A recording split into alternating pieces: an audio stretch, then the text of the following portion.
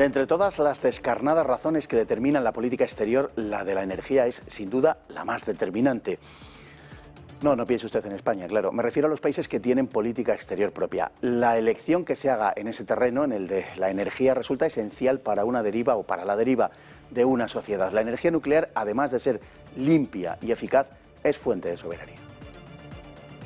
El mundo en que vivimos exige cada día mayores cantidades de energía. La posesión de esta o de sus fuentes se ha convertido en la razón esencial de la geoestrategia mundial. El desequilibrio entre la energía que disfruta la parte más desarrollada del mundo y la más atrasada es gigantesco. De hecho, se calcula que unos 100 millones de personas no pueden acceder aún a la electricidad.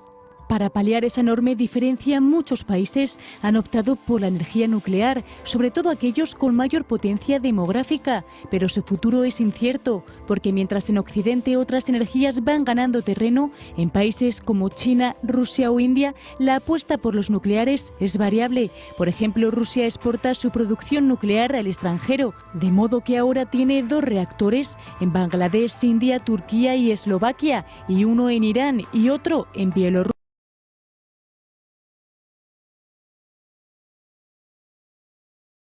No ha cumplido su plan previsto, al tiempo que ha aumentado la producción de renovables. La India, en cambio, parece apostar más dedicadamente por ella. Aunque no todo al respecto de la energía nuclear es positivo sin matices. Sí es cierto que se trata de una energía que ofrece unas ventajas innegables sobre las demás, entre otras el de construir una opción limpia y barata. Su contaminación del aire es igual a 0. El nulo impacto sobre el medio contrasta de forma muy visible con las renovables, pues estas se ubican en espacios en buena medida aún salvajes y lejos de la actividad humana, a los que inevitablemente afecta. Su huella física es también muy baja. Un reactor nuclear necesita poco más de 5 hectáreas por megavatio, unas 3 veces menos que la solar y casi 6 veces menos de lo que requiere la producción de energía eólica y unas 25 veces menos que la hidroeléctrica. La nuclear no depende de condiciones externas o climáticas, como las llamadas renovables, que además precisan de energías de respaldo para cuando fallen o no sean suficientes. De hecho, la energía solar produce el 26% del tiempo y la eólica el 37%. La nuclear lo hace durante el 93%. La nuclear puede sostener el suministro de un país sin problemas. La vida de las nucleares está garantizada para 30 años, pudiendo prolongarse hasta los 60, mientras que las renovables apenas alcanzan la mitad. El combustible nuclear además puede ser reutilizado después de su vida energética útil. 5 gramos de uranio equivalen a 1000 kilos de carbón.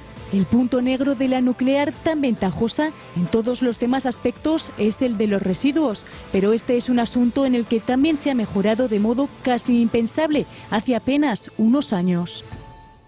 Tenemos con nosotros hoy a don José Luis Barceló. Muy buenas noches.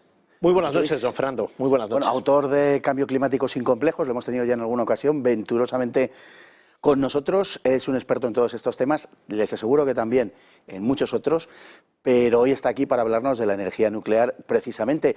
Empezamos, por empezar por alguna parte, con las ventajas de la energía nuclear, que las tiene, que muchas son incontables, y entre otras es la energía que menos impacto tiene en el medio. Sí, se estaba comentando hace un rato en el reportaje, don Fernando. La verdad que es un poco insólito y a veces nos podría incluso llamar la atención.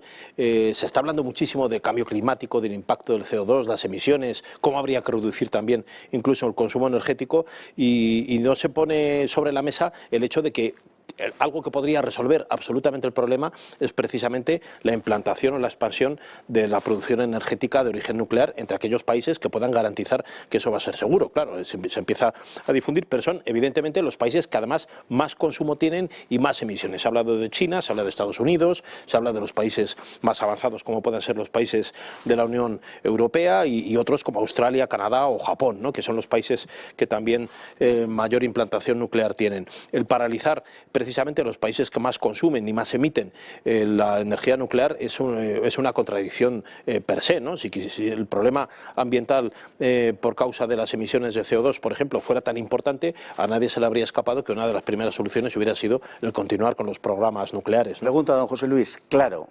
exactamente así es.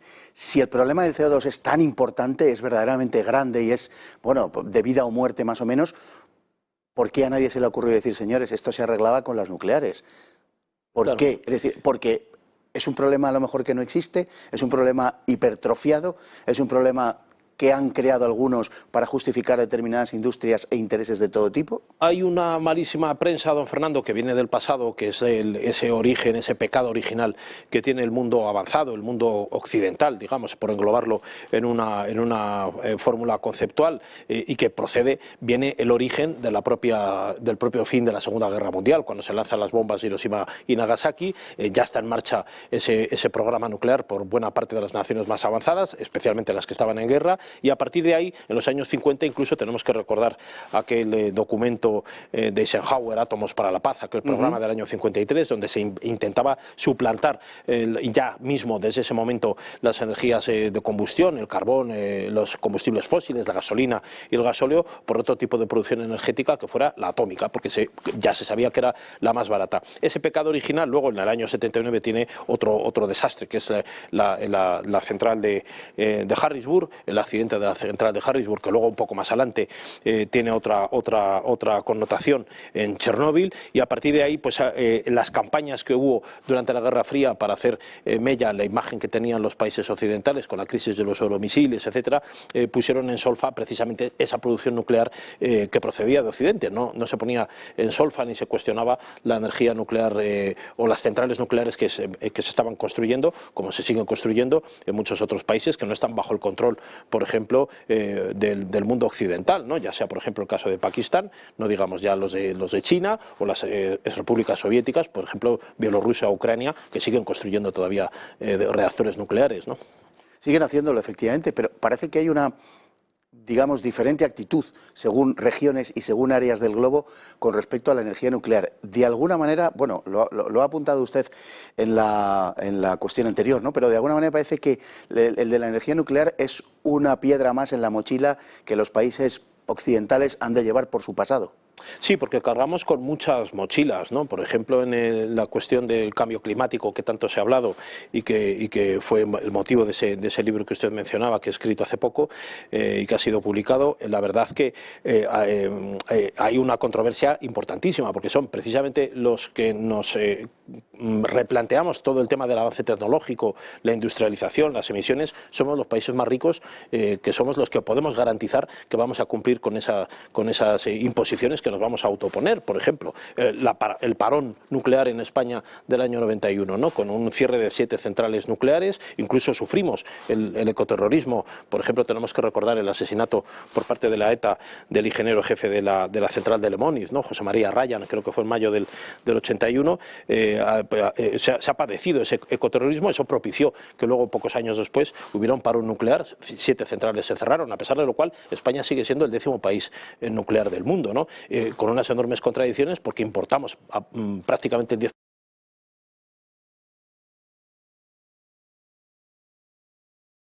Vamos a ir a ese asunto porque hay innumerables ventajas, muchas de las cuales hemos citado en el vídeo, de otras estamos hablando ahora. Hay un problema, quizá el único problema, bueno, hay dos, uno el de los residuos y otro el del riesgo.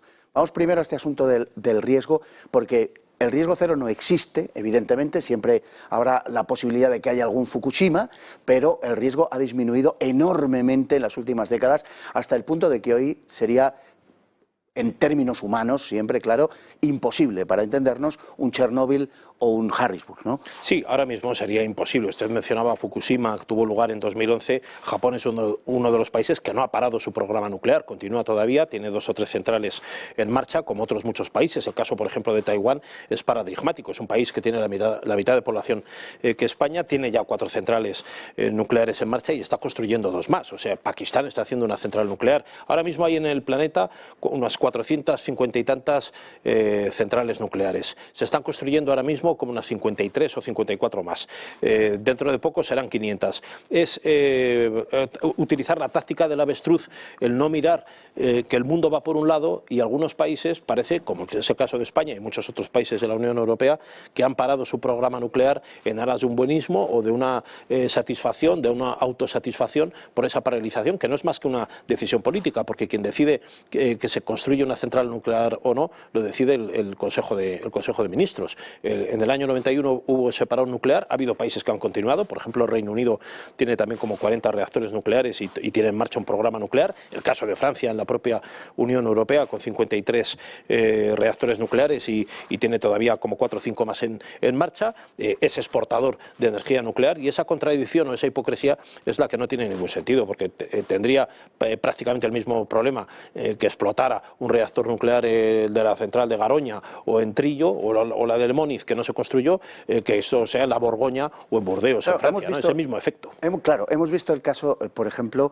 de Chernóbil. Chernóbil extendió la nube radiactiva hasta Cataluña, efectivamente, hasta el norte de España, hasta Cataluña, y pues, alcanzando miles de kilómetros. Si España tiene un programa nuclear que es el que es, en fin, raquítico, aunque seamos la décima, ¿no? Pero la décima potencia, vamos a decir, pero en fin, muy lejos de lo que realmente necesitaríamos, muy, muy lejos. Y sin embargo, esa energía se la compramos a Francia. Y todo esto se puede hacer en el nombre, digamos, de la disminución de riesgos, etcétera. Bien, pero efectivamente, si explotase o hubiera algún problema de ese tipo en una central francesa, lógicamente España no iba a quedar al margen, visto los antecedentes, porque la nube radiactiva, la nube tóxica, abarcaría muchísimo más espacio. Eso por no hablar de que, lógicamente, hay mucho más distancia entre una central nuclear francesa situada a 200 kilómetros de los Pirineos, hay muchísima menos distancia, digamos, que de allí a París. Es decir, que la nube no entiende de fronteras políticas. Por tanto, ¿qué sentido tiene que hagamos eso? Los países avanzados, que tenemos una cultura de los medios de comunicación y de la información pública, don Fernando, muy diferente de la que tienen los países que están en avance, en proceso de industrialización, evidentemente esos no van a renunciar. Hemos hablado de Pakistán, hemos hablado de la India, estamos hablando de China, quieren llegar a cotas de desarrollo, lógicamente que probablemente pues tiene sentido que las quieran ambicionar. Nosotros ya lo tenemos y somos capaces incluso de renunciar a prosperar. No se puede avanzar, no se puede progresar, la humanidad no puede progresar sin un consumo creciente de energía.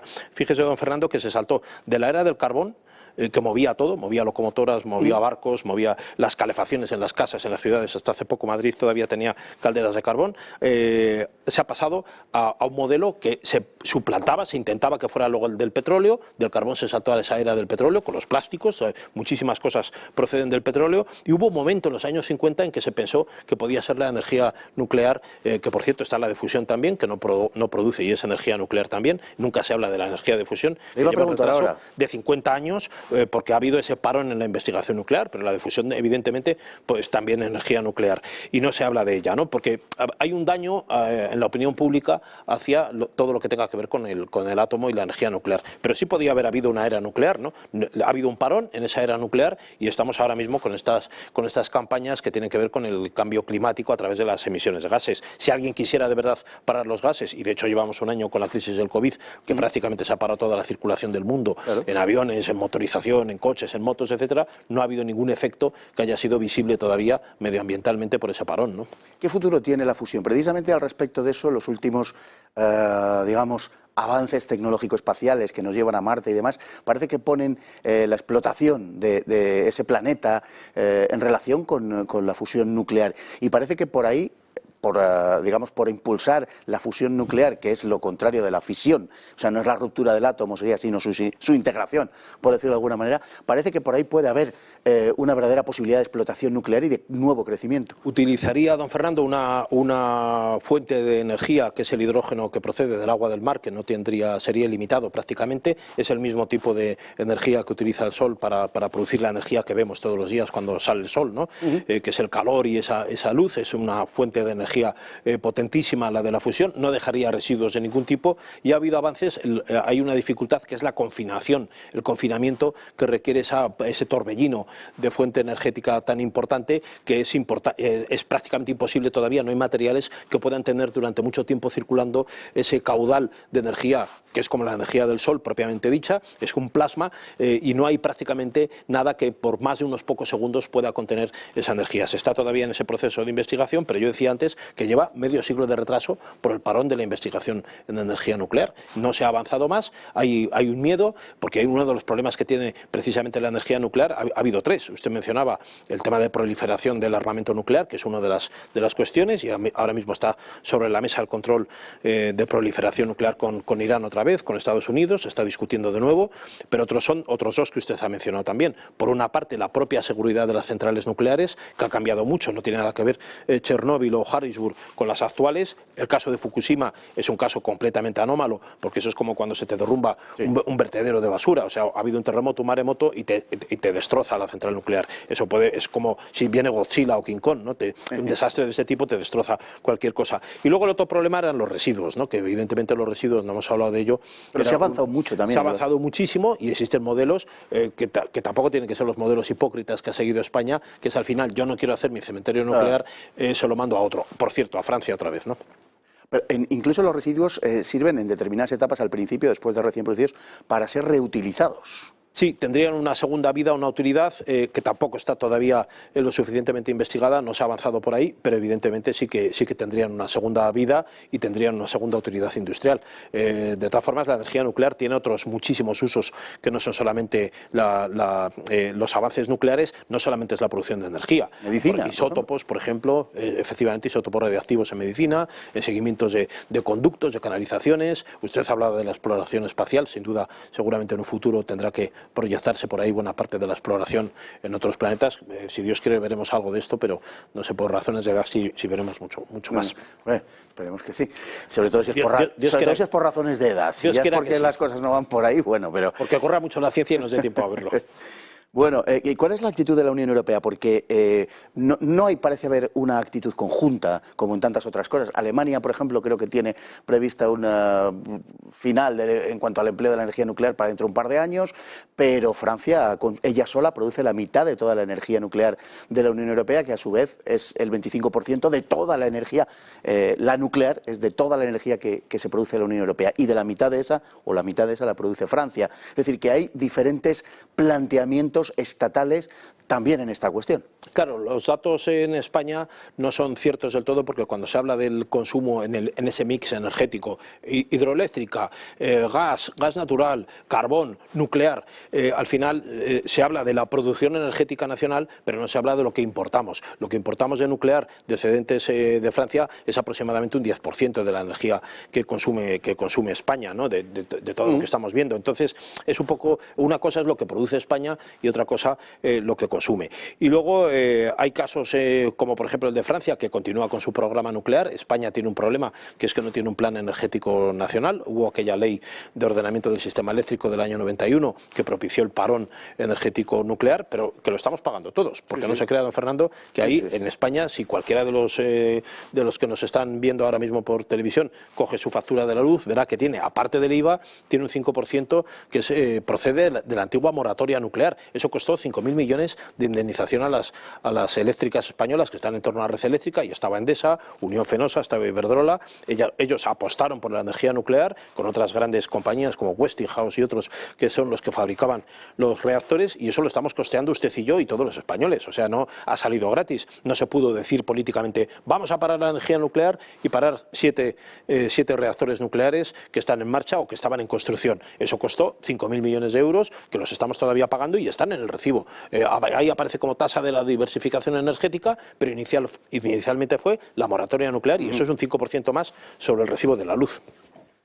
Don José Luis Barceló, muchísimas gracias, autor de Cambio Climático sin complejos. Es un placer para nosotros recurrir a él cuando tenemos que tratar estos temas. Lo dicho, muchas gracias.